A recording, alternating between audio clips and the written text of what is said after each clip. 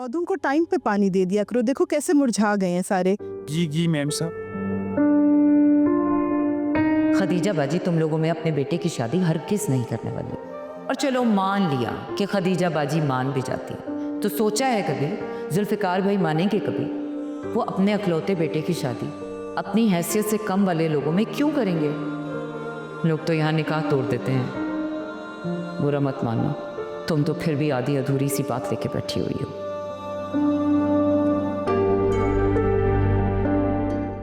अस्सलाम वालेकुम मम्मी। वालेकुम अस्सलाम। तुम्हें आज कुछ ज्यादा देर नहीं हो गई? थोड़ी सी देर हुई है, ज्यादा तो नहीं हुई। पूरे 1 घंटे लेट आई हो तुम। तुम्हें तो पता है ना सहर, जब तक तुम घर नहीं आ जाती मेरी जान सूली पर टंगी रहती है। वो एक्चुअली मैं हसन भाई के साथ थी। कौन हसन? अंबर का हस्बैंड। ओह अच्छा, तो क्या अंबर भी आज कॉलेज गई थी?